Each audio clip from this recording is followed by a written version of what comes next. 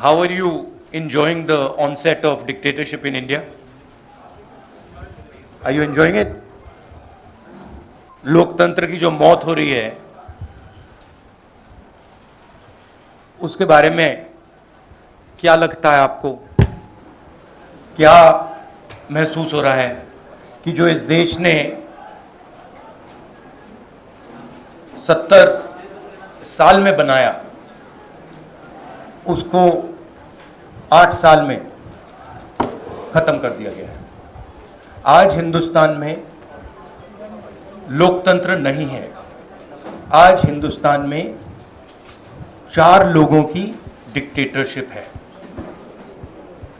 हम महंगाई के मुद्दे उठाना चाहते हैं, बेरोजगारी का मुद्दा उठाना चाहते हैं, जो समाज को बांटा जा रहा है उसके बारे में हम चर्चा करना चाहते हैं, यहाँ करना चाहते हैं, पार्लियामेंट हाउस में करना चाहते हैं। हमें ना बोलने दिया जाता है, पार्लियामेंट हाउस में हमें डिबेट नहीं करी जाती, अलाउ करी जाती है, हमें अरेस्ट किया जाता है। ये आज हिंदुस्तान की हालत है। आप सवाल पूछिए।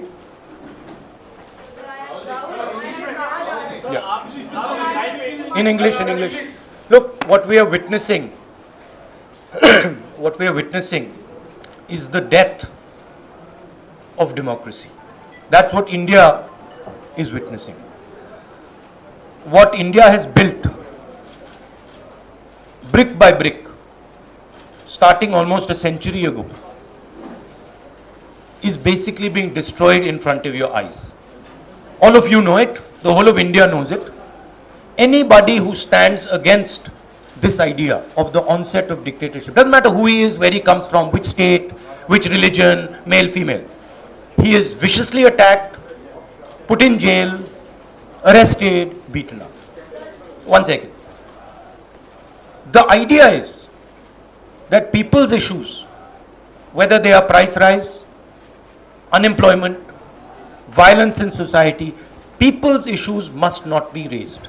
That is the sole agenda of the government, and the government is being run to protect the interest of 4 or 5 people, and the government, this dictatorship is being run in the interest of 2 or 3 small business, big business people by 2 people. जो opposition democracy में, लोकतंत्र में लड़ती है, वो institutions के बल पे लड़ती है। मतलब जो देश का लीगल स्ट्रक्चर होता है, जुडिशल स्ट्रक्चर होता है, जो देश का इलेक्टोरल स्ट्रक्चर होता है, जो देश की मीडिया होती है, उसके बल पर ऑपोजिशन खड़ी होती है।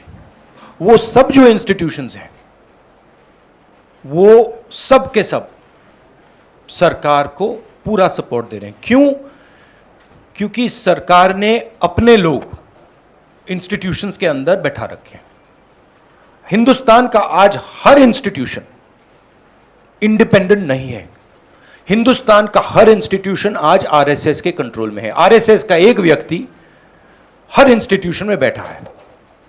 तो हम एक राजनीतिक पार्टी से नहीं लड़ रहे हैं, हम हिंदुस्तान के पूरे इंफ्रास्ट्रक्चर के खिलाफ लड़ रहे हैं। जब हमारी सरकार होती थी, इंफ्रास्ट्रक्चर न्यूट्रल रहता था, हम इंफ्रास्ट्रक्चर को कंट्रोल नहीं करते थे। 2 राजनीतिक पार्टियों की लड़ाई होती थी, 3 राजनीतिक पार्टियों की लड़ाई होती है। आज इंफ्रास्ट्रक्चर सरकार का पूरा एक पार्टी के साथ है। फाइनेंशियल इंफ्रास्ट्रक्चर उनके साथ है। अगर कोई दूसरी पॉलिटिकल पार्टी को सपोर्ट करना चाहे, उस पर ईडी लगा दी जाती है, सीबीआई लगा दी जाती है, धमकाया जाता है, डराया जाता है। तो फाइनेंशियली मोनोपोली है बीजेपी की, आरएसएस की, इंस्टीट्यूशनली मोनोपोली है। इसीलिए ऑपोजिशन इफेक्टिवली, अग्रेसिवली खड़ी हो रही है, बट इंपैक्ट जो होना चाहिए वो दिख नहीं रहा है। आज सबसे ज्यादा अनएम्प्लॉयमेंट हिंदुस्तान में, महंगाई बढ़ती जा रही है, गैस सिलेंडर की प्राइसेस बढ़ती जा रही हैं। पता नहीं, शायद मतलब फाइनेंस मिनिस्टर को मतलब ये आंकड़े दिख ही नहीं रहे हैं, या उनको बताया गया है कि बस बोलते जाइए, बट ये रियलिटी नहीं है। आप किसी भी कस्बे में चले जाइए, किसी भी गांव में चले जाइए, किसी भी शहर में चले जाइए, पूछिए महंगाई कि क्या हालत है आपको बताएंगे कि सबसे ज्यादा आज महंगाई है। तो देखिए, रियलिटी एक है और परसेप्शन एक बनाया जाता है, ठीक है। कहते हैं स्टार्टअप इंडिया, ठीक है, पूरा ट्रांसफॉर्मेशन कर दिया। आप मुझे दिखाओ स्टार्टअप इंडिया है कहां? स्टार्टअप इंडिया लोगों को फायर कर रहा है, निकाल रही है स्टार्टअप्स, लोगों को सड़क पे फेंक रही हैं। कोविड में हिंदुस्तान में कोई नहीं मरा। हेल्थ मिनिस्टर आपको कहेंगे कि हिंदुस्तान का परफॉर्मेंस दुनिया के सब देशों से बेहतर था। यूएन आपको कह रहा है कि 5 million people have died, Hindustan की सरकार कह रही है नहीं वो झूठ बोल रहे हैं। गुजरात में आप जाएंगे, वहां पे मतलब लाशों के ढेर लग गए थे। गंगा में आपने देखा लाखों लोग मरे, मगर नहीं, हिंदुस्तान की सरकार कहती है यह सच्चाई नहीं है। बेरोजगारी बढ़ती जा रही है, हिंदुस्तान की सरकार कहती है सच्चाई नहीं है। महंगाई बढ़ती जा रही है, हिंदुस्तान की सरकार, उनकी जो फाइनेंस मिनिस्टर हैं, कहते हैं नहीं। पूरा कम्युनिकेशन स्ट्रक्चर उनके हाथ में। I understand one thing very clearly, the more I raise people's issues, the more I tell the truth in front of you, the more I will be attacked by the government. It's a simple thing. जितना मैं सच्चाई बोलूंगा उतना मेरे ऊपर आक्रमण होगा। मेरी प्रॉब्लम यह है कि मैं सच्चाई बोलता हूं, मैं डरता नहीं हूं, तो मैं अपना काम करूंगा, लोकतंत्र के लिए खड़े होने का काम करूंगा, महंगाई का मुद्दा उठाने का काम करूंगा, बेरोजगारी का मुद्दा उठाने का काम करूंगा, और मेरे ऊपर और आक्रमण होंगे। यह सच्चाई है। मैं इस बात को समझता हूं कि जितना भी मैं जनता की इश्यूज को उठाऊंगा, जितनी भी महंगाई की बात करूंगा, अनएम्प्लॉयमेंट की बात करूंगा, कम्युनल हार्मनी की बात करूंगा, उतना मेरे ऊपर आक्रमण होगा। और मुझे अच्छा लगता है क्योंकि मैं आक्रमण से सीखता हूं।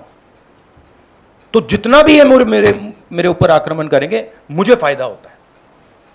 I get great Joy when my political opponents attack me. They are not able to understand this. I get great happiness.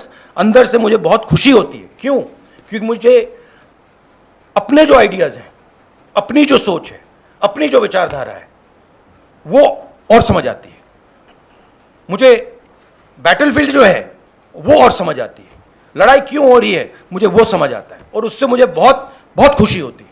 Hindustan में कोई भी व्यक्ति, किसी भी पार्टी का, non political, political, film star, कोई भी अगर सरकार के खिलाफ कुछ बोलता है, उस पे हिंदुस्तान के सारे इंस्टीट्यूशन का वजन पड़ जाता है।